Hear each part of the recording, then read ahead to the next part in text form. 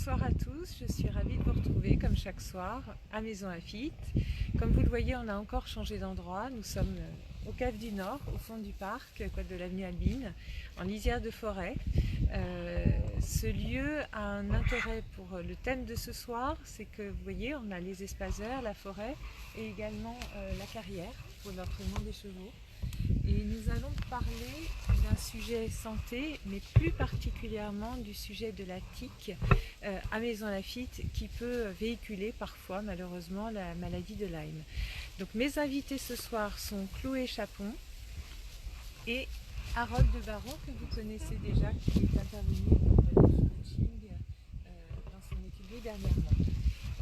Chloé, je te remercie d'avoir accepté mon invitation, Harold également. J'ai souhaité t'inviter parce qu'on avait évoqué ensemble un sujet qui a une résonance particulière pour toi, donc la tique et la maladie de Lyme, puisque c'est une expérience que tu as malheureusement vécue. Alors, est-ce que tu veux bien déjà, dans un premier temps, nous parler un petit peu de ta passion qui t'a amené à avoir une réflexion sur ce sujet ? Alors, je suis cavalière, propriétaire de cheval, éducatrice canin et donc j'ai des chiens. Donc déjà ces animaux sont souvent porteurs de tiques qui peuvent les ramener à la maison. Et puis les tiques, on les rencontre aussi quand on va lors de nos promenades en forêt, dans les parcs, on peut en avoir dans les jardins.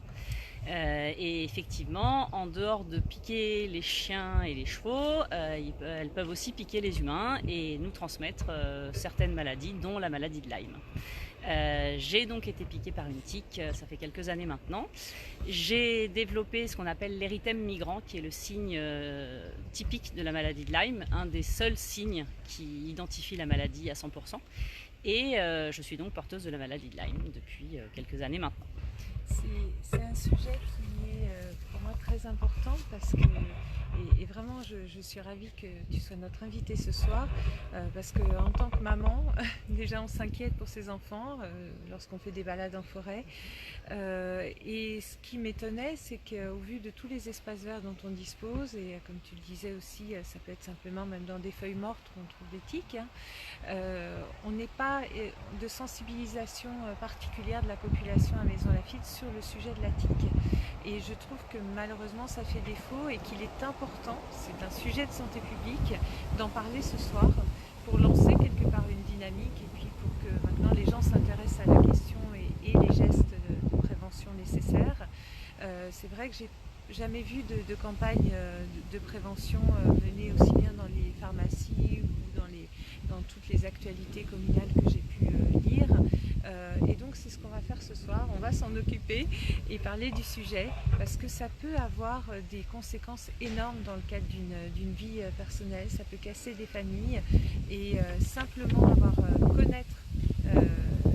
savoir reconnaître une tique, connaître un petit peu la réaction que ça peut susciter et les risques derrière vont permettre à ceux qui nous écoutent d'avoir les bons gestes et d'avoir les bons interlocuteurs, d'aller vers les pharmaciens quand ils ont un souci pour pouvoir se prémunir de l'infection de la maladie de Lyme si la tique est porteuse.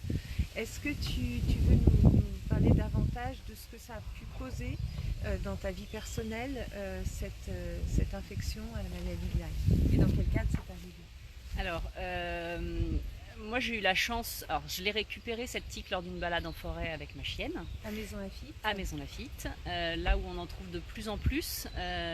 D'abord parce qu'on s'est rendu compte que certainement dû au réchauffement climatique, les températures sont assez élevées même l'hiver et c'est la période où normalement elles disparaissaient. Et donc maintenant elles sont là toute l'année et de plus en plus nombreuses. Donc lors d'une balade en forêt, ma chienne est certainement revenue avec une tique dans la maison et même si je m'étais bien inspectée, j'avais pas vu de tique et 2 heures plus tard j'en ai trouvé une sur la jambe, donc qui est certainement revenue, qui avait été ramenée par ma chienne dans la maison. Cette tique, je l'ai donc vue identifiée assez vite. Pourtant, les piqûres de tiques sont souvent totalement indolores. Une tique, quand elles sont nymphes, quand elles sont bébés, elles font 2 à 3 mm, donc c'est vraiment microscopique. Et parfois, elles piquent dans des endroits qui sont invisibles, donc dans les cheveux, sous les bras, etc. C'est pour ça que c'est important vraiment de s'inspecter quand on rentre de forêt. Moi j'ai eu la chance que ça sur le mollet, c'était visible, je m'en suis rendu compte très rapidement. J'avais heureusement des pinces à tiques qui sont l'élément essentiel pour retirer les tiques, il ne faut surtout pas les retirer autrement. Je crois qu'Harold nous a apporté la petite pince à tiques pour bien visualiser à quoi ça ressemble. Il y a 2 tailles, en fonction de la taille, on en trouve dans les pharmacies. Et grâce à ce petit crochet, en fait, on peut décrocher la tique sans qu'elle puisse laisser ce qu'on appelle le rostre dans la peau, et on tourne légèrement pour pouvoir la retirer. Si on la retire assez rapidement, normalement les normes c'est entre 24 et 48 heures, il y a peu de chances, si par hasard la tique était contaminée, qu'elle puisse nous contaminer. Moi j'ai malheureusement fait partie des cas un petit peu atypiques où j'ai gardé la tique très peu de temps, je l'ai gardée quelques minutes et pour autant j'ai été contaminée par ce fameux signe très spécifique. J'ai pu savoir que j'étais malade. Est-ce que tu as été traitée? Parce que j'ai discuté avec des pharmaciens qui me disaient que le sujet est très polémique. Il y avait d'ailleurs des contentieux au regard des tests en France. Mais qu'il y avait quand même des protocoles qu'ils appliquaient maintenant dès la morsure finalement, dès que la personne venait en pharmacie. C'est un traitement antibiotique je crois. Tu as été traitée, comment ça s'est passé pour toi? Alors tout à fait, effectivement j'ai été traitée par un médecin qui avait connaissance de la maladie de Lyme, parce qu'aujourd'hui beaucoup de médecins le nient un petit peu, ou en tout cas n'ont pas spécialement connaissance ou recherche suffisante. J'avais la chance d'avoir un super médecin là-dessus qui a tout de suite dit ok, on valide, c'est sûr, c'est la maladie de Lyme, on traite avec une antibiothérapie. En général c'est minimum 15 jours à 3 semaines le protocole, avec 4 grammes d'antibiotiques par jour, ce qui est quand même assez conséquent. Mais on attaque fort pour être sûr de ne pas avoir de rechute, de récidive ou une maladie qui va devenir chronique par la suite et qui peut être vraiment très invalidante, voire paralysante, voire qui peut mener jusqu'au décès. Donc c'est pour ça que c'est une maladie qui est vraiment à prendre au sérieux chez l'humain, comme chez le chien, comme chez le cheval. Et apparemment, d'après ce que tu expliquais, puisqu'on a évoqué le sujet même un petit peu avant, il ne faut pas se fier à la réaction cutanée que ça peut générer. Ça peut être aussi un faux indice. On peut être malade alors qu'on ne réagit pas. C'est très compliqué finalement. Effectivement, c'est très compliqué. L'érythème migrant, donc la petite cocarde qui apparaît avec des cercles concentriques autour de la piqûre, on peut voir la photo qu'Harold avait mis voilà, dans son petit flyer qu'il affichera dans son écurie pour information. Cette cocarde, elle n'apparaît que dans 50% des cas. Il y a donc 50% globalement des individus qui sont piqués, qui vont potentiellement être atteints par la maladie, celle-ci ou d'autres maladies vectorialatiques, parce qu'il n'y a pas que la borréliose de Lyme, il y en a d'autres, ne vont pas développer ce symptôme-là, mais vont avoir soit de manière asymptomatique, la maladie va partir d'elle-même, ils vont guérir tout seuls, soit la maladie va être en sommeil et va apparaître avec des symptômes diffus, ça peut être de la fatigue, de la fièvre, des douleurs musculaires, des douleurs cardiaques, des problèmes articulaires, ça peut être plein de choses. C'est pour ça qu'on appelle cette maladie la grande simulatrice, parce qu'en fait elle simule plein de maladies inflammatoires chroniques. Et quand on va chez le médecin, donc quelques semaines, quelques mois, quelques années après, on ne se souvient pas forcément qu'on a été piqué par une tique, donc on ne fait pas forcément le lien. Et le médecin, lui, il va d'abord faire un diagnostic qui va lui sembler le plus évident possible. On a des douleurs articulaires, bon, bah, peut-être de l'arthrose, des douleurs cardiaques, ok, on va aller voir un cardio. On ne va pas tout de suite penser à une maladie de Lyme. Donc c'est souvent des gens qui vont rester en errance médicale pendant très longtemps parce qu'on ne va pas trouver l'origine des problèmes, on ne va pas pouvoir les soigner, et pendant ce temps-là, la maladie continue, s'intensifie et les patients souffrent et ne trouvent pas de solution, et parfois dans un désarroi, ils finissent en hôpital psychiatrique, voire se suicident ou décèdent par des suites de maladies importantes.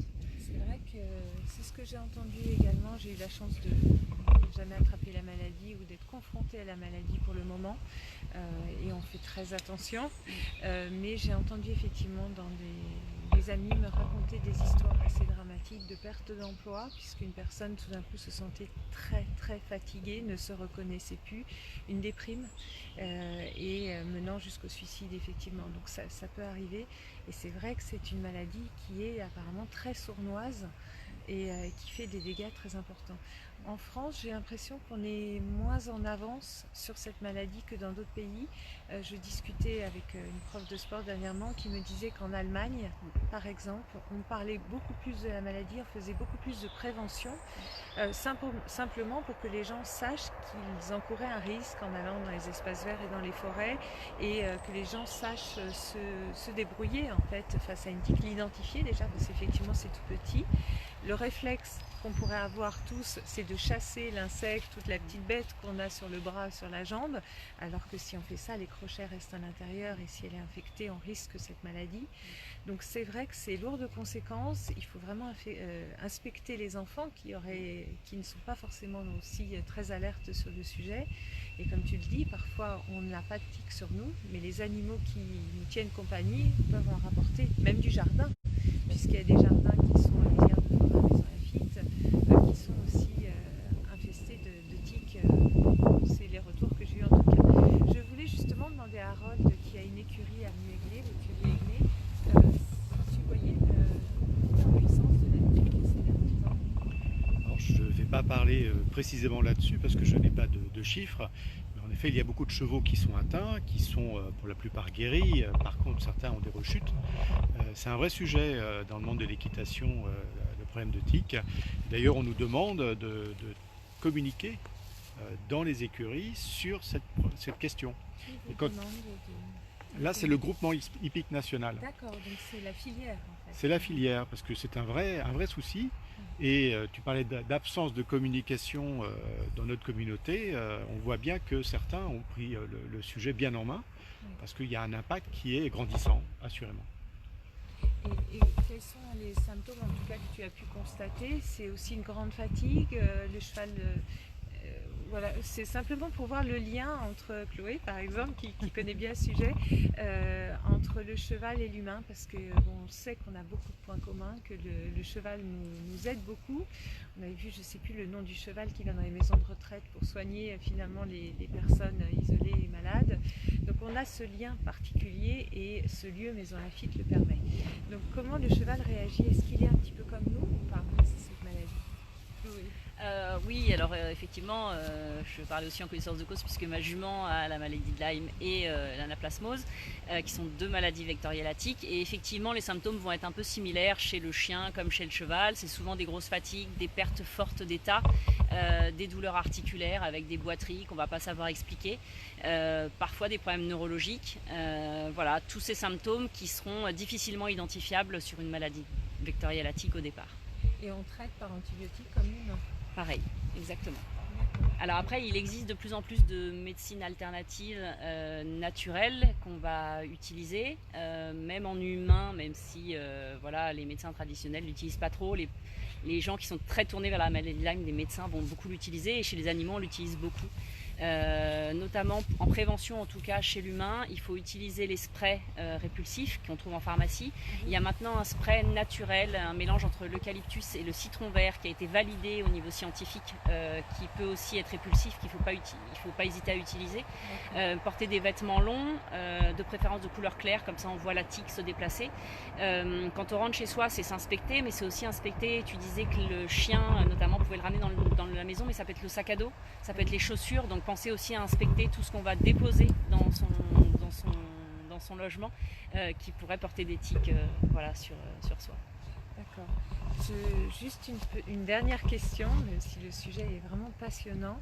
Je voudrais savoir si tu serais disposée à faire profiter finalement les enfants de ta connaissance, à expliquer un petit peu le sujet dans les écoles pour sensibiliser les enfants, parce que je pense que ce sont ceux qui sont peut-être les moins disposés à s'inspecter quand ils rentrent, les moins disciplinés au regard de cette maladie et du risque encouru. Est-ce que c'est quelque chose que tu pourrais faire à Maison Lafitte? Alors c'est quelque chose que je pourrais faire, que j'aimerais faire, parce qu'effectivement c'est un sujet qui m'interpelle beaucoup, qui manque effectivement d'informations aujourd'hui.